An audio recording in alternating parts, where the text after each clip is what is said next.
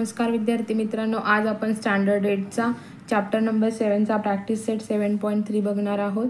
तर याचं first example आहे, which of the following statements are of inverse variation. आता याच्यातले कोणते स्टेटमेंट इनवर्स व्हेरिएशनचे आहेत आणि डायरेक्ट व्हेरिएशनचे आहेत ते आपल्याला बघायचे आहेत. तर फर्स्ट स्टेटमेंट आहे, number of workers on a job time taken by them to complete the job. आता इथे काय होईल, जर नंबर ऑफ वर्कर्स इन्क्रीज झाले तर मग आपला काम करण्याचा जो वेळ आहे तो काय होईल, डिक्रीज होईल. ठीक आहे, तर मग इथे येईल as the number of worker increase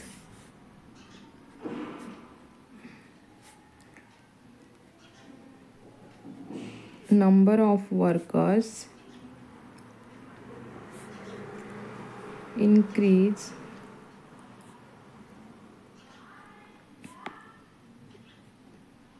the time taken by them to finish job.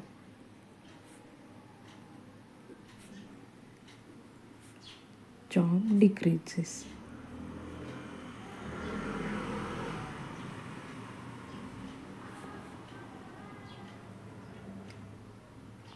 ठीक आहे, तर मग लक्षात आलं. म्हणजे जर कामगार वाढले तर आपला काम करण्याचा वेळ काय होत जातो, कमी होत जातो. तर मग हे काय आहे, इथे व्हॅरिएशन सेम राहत नाही. म्हणजे जसं वर्कर्स वाढले तर आपला तो वेळ वाचतोय, म्हणजे इथे काय होतंय, इनवर्स व्हेरिएशन होतंय. मग हे जे स्टेटमेंट आहे, this is an statement of inverse variation. This is an statement of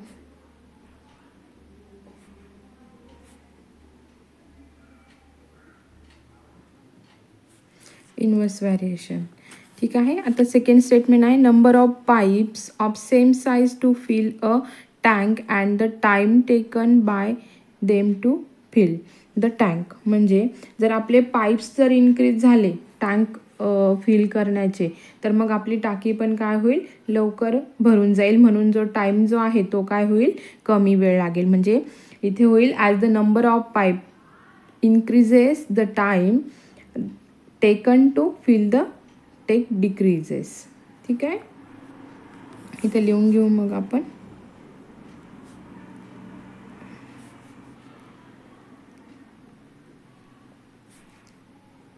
Number of pipes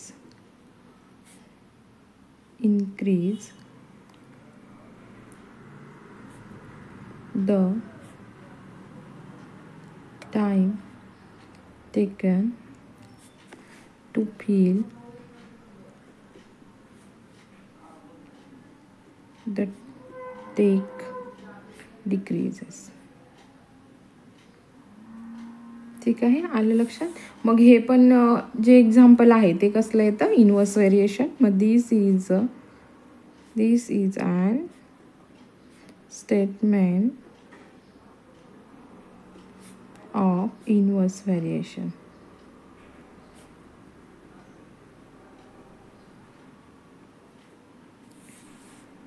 ठीक आहे. मग आता थर्ड आहे, petrol filled in the tank of the vehicle and its cost. म्हणजे जेवढं आपण पेट्रोल गाडीमध्ये भरणार आहोत तेवढी आपली काय होणार आहे, पेट्रोलची किंमत ही वाढत जाणार आहे का कमी होत जाणार आहे, नाही. म्हणजे पेट्रोल आपण जेवढं जास्त घेऊ तेवढी किंमत पण आपली जास्त होणार आहे. म्हणजे इथे सेम दोन्ही गोष्टी वाढत आहेत. मग इथे काय होणार आहे, हे कोणतं स्टेटमेंट येतं, डायरेक्ट व्हेरिएशनचं येतं.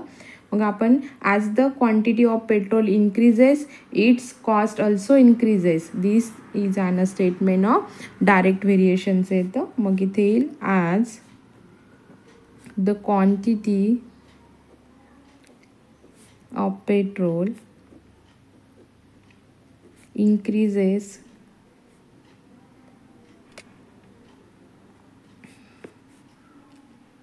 It's cost also increases. This is an statement of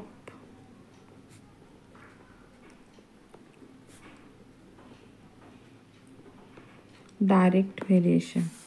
ठीक आहे. आता 4th नंबरचं स्टेटमेंट आहे area of circle and its radius. आता एरिया ऑफ सर्कल आणि इट्स रेडियस म्हणजे वर्तुळाचा एरिया आणि त्याची त्रिज्या. आता जशी त्रिज्या मोठी होईल तसा वर्तुळाचा एरिया पण काय होईल, वाढत जाईल. म्हणजे दोन्ही गोष्टी इथे काय होत आहेत, इन्क्रीज होत आहेत. म्हणजे हे पण डायरेक्ट व्हेरिएशनचं स्टेटमेंट येतं. मग इथे येईल ॲज द रेडियस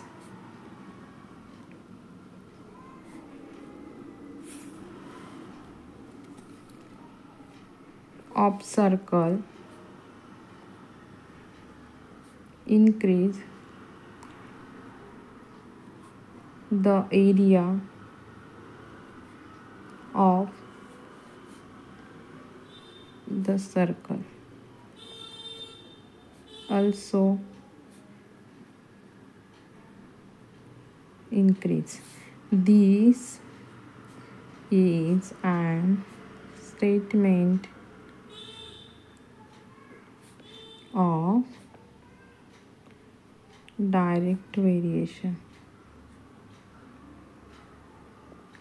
ठीक आहे. तर मग सेकंड एक्झाम्पल आहे if 15 workers can build a wall in 48 hours, how many worker will be required to do some work in 30 hours.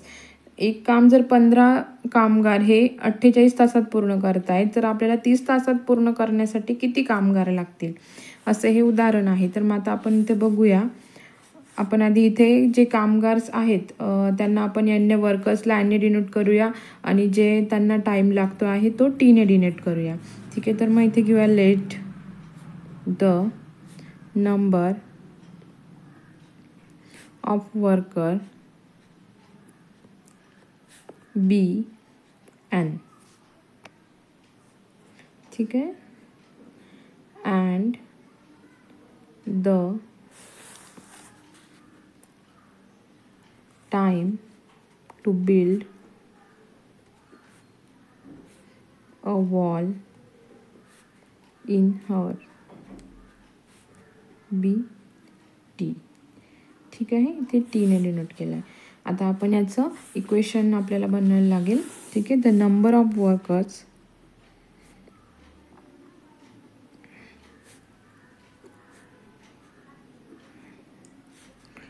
varies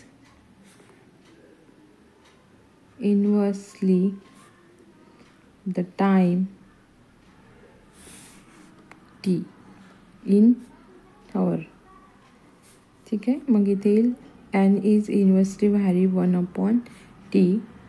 त्याचं इक्वेशन बनवताना आपल्याला इथे इक्वल्स टू k/t घ्यावं लागणार आहे. इथे k is a constant. therefore n into t equals to k. therefore equation of variation.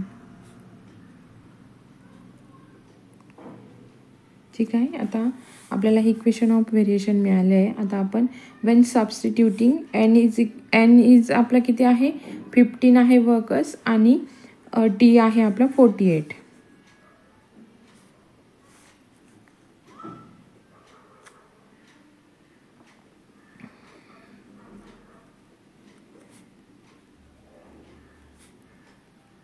to 48.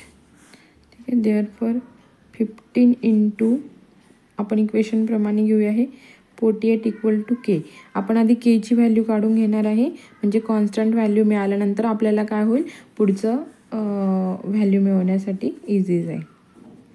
ठीक आहे. इक्वेशन प्रमाणे मग या दोघांचं मल्टिप्लिकेशन केल्यावर इथे आन्सर येतं 720. म्हणजे ही के ची व्हॅल्यू येते हे येईल इज अ कॉन्स्टंट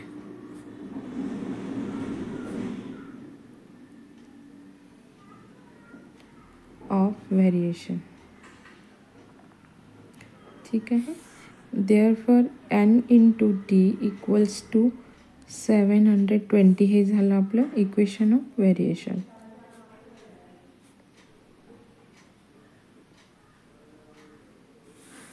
ठीक आहे. आता आपल्याला इथे when substituting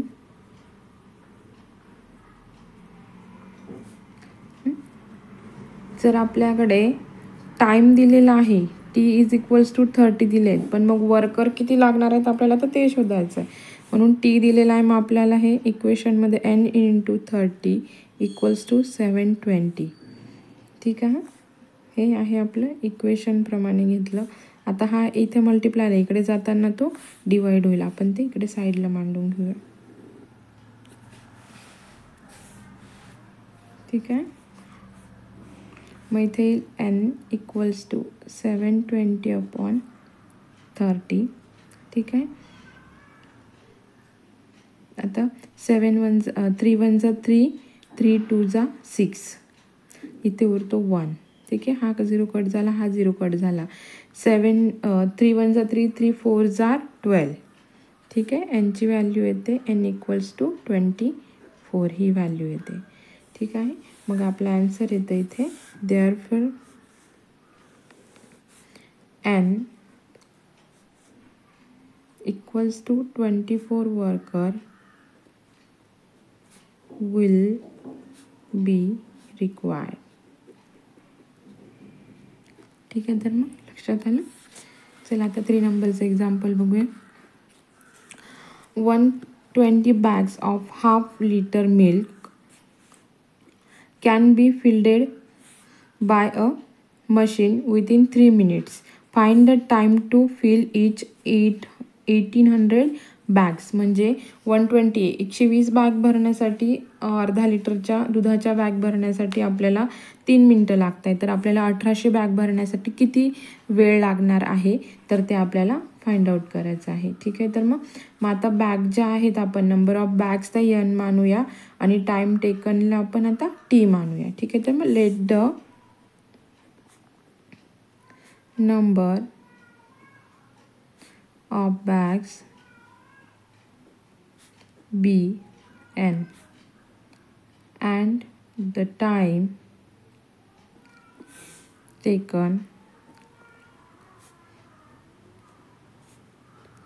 to fill it in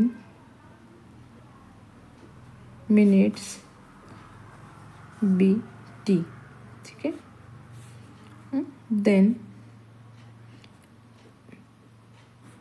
n is variation of t. ठीक आहे. तर मग आपलं इक्वेशन येते n = k × t. ठीक आहे. ते येईल k is constant.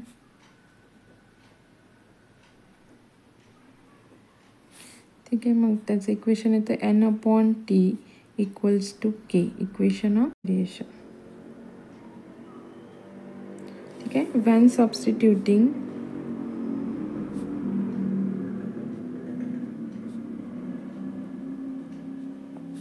n = 120 and t = 3. ठीक आहे. मग n/t = k. आधी आपल्याला कॉन्स्टंटची व्हॅल्यू काढून घ्यावी लागणार आहे. मग 120/3, 3 1 3, 3 4 12 आणि 0 ॲज इट इज येतो. मग इथे k = 40 व्हॅल्यू येते. ठीक आहे. इथे येतो k is a constant of variation.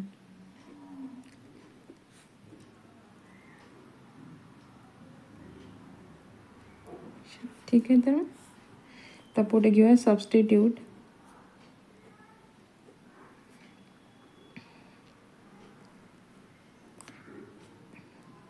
n = 1800 = n/t = 40.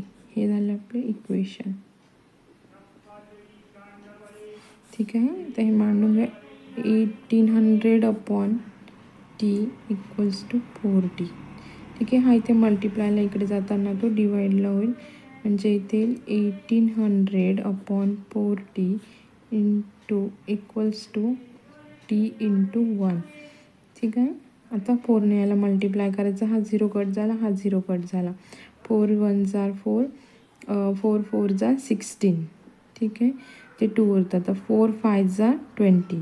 ठीक आहे. मग इथे t × 1 t ते = t = 45 आपलं हे आन्सर येतं. ठीक आहे. मग इथे therefore 45 minute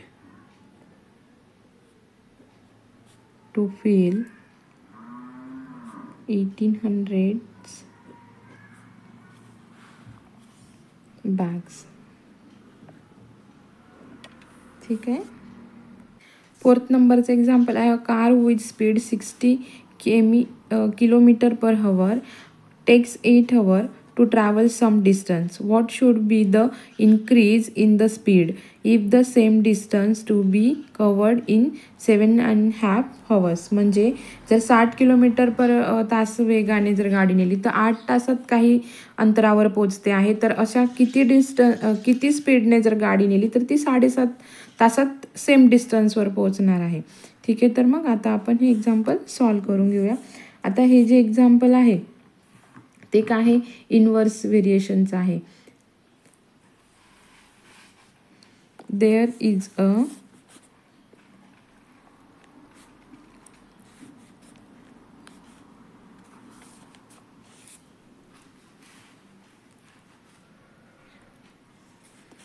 inverse variation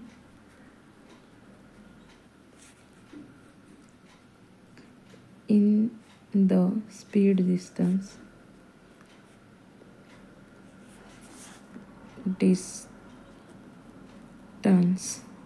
equal to t. म्हणजे इथे स्पीड वाढल्यावरती वेळ कमी लागणार आहे, म्हणून हे इनवर्स व्हेरिएशनचं एक्झाम्पल येतं. Let the speed of car be s and the time taken to travel some distance t. s is inversely vary 1/t येतो. मग इथे येईल s इक्वल्स टू k/t. ठीक आहे. इथे येईल k इज अ कॉन्स्टंट. ठीक आहे. देअरफॉर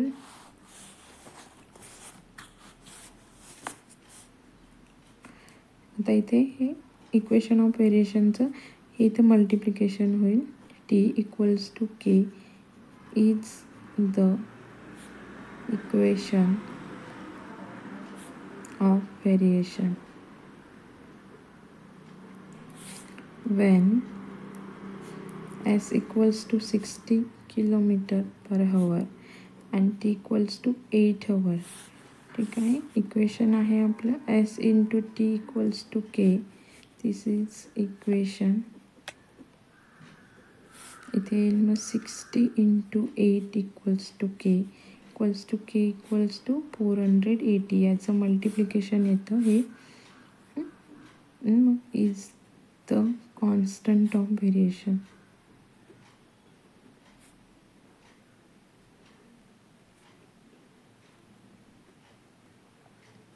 ठीक आहे. मग इथे येईल s into t equals to 480.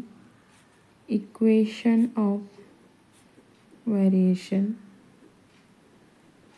ठीक है. when t equals to 7.5 hours. ठीक आहे. 7 + 0.5 करू आपण इथे. इक्वल्स टू इथे काय येईल मग 7.5 येईल. ठीक आहे. मग s इंटू आपल्याला ते कॅल्क्युलेशन करायला इझी जाईल. 480. दिस इज इक्वेशन. ठीक आहे. त्याच्यात आपण प्राइसेस टाकून घेऊया. हे s इंटू 7.5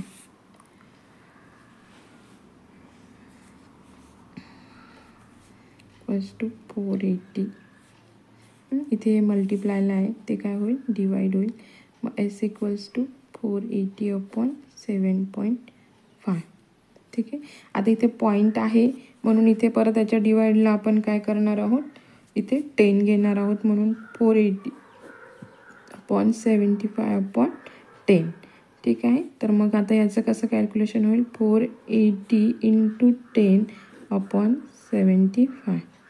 ठीक ठीक आहे. मग इथे 5 1 जा 5, 5 2 जा 10. ठीक आहे, असं होतं. ठीक आहे, इथे आपण 5ने डिवाइड करूया. 5 2 जा 10. इथे 5 1 जा 5, इथे 2 उरतात, इथे हे कट होतं. 5 5 जा 25. ठीक आहे, तर मग आता आपण इथे करूया 480 इंटू 2 अपॉन 15. ठीक आहे, मग आता इथे याला पण परत 5ने डिवाइड करूया. इथे येईल 5 3 जा 15 आणि 5 9 जा 45. ठीक आहे, परत इथे 3 उरतो. मग 5 1 जा 5, 5 5 जा 25 आणि 5 6 जा 30. ठीक आहे, मग इथे उरतात 96 इंटू 2 अपॉन 3. ते परत त्याला 3ने 3 1 जा 3, 3 3 जा 9, 3 2 जा 6. ठीक आहे, मग आपलं आन्सर येतं इथे 32 इंटू 2. ठीक आहे, मग हे याचं आन्सर येतं 64. मग इथे येईल therefore S equals to 64 kilometre per hour to cover the distance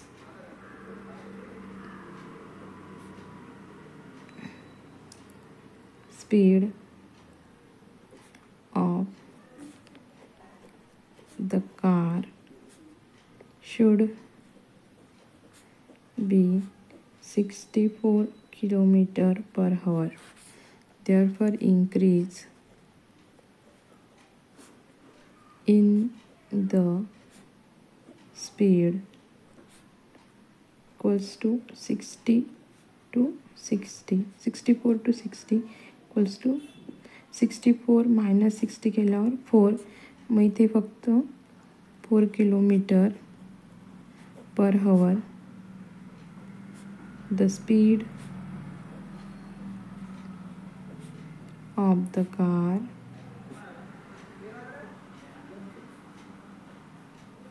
should be increased by 4 kilometre per hour. ठीक आहे, तर मग समजलं सगळ्यांना. अशाच नवनवीन व्हिडिओसाठी चॅनलला सबस्क्राईब करा, लाईक करा आणि तुमच्या फ्रेंडसोबत शेअर करा. भेटूया आपण नवीन व्हिडिओमध्ये. थँक्यू.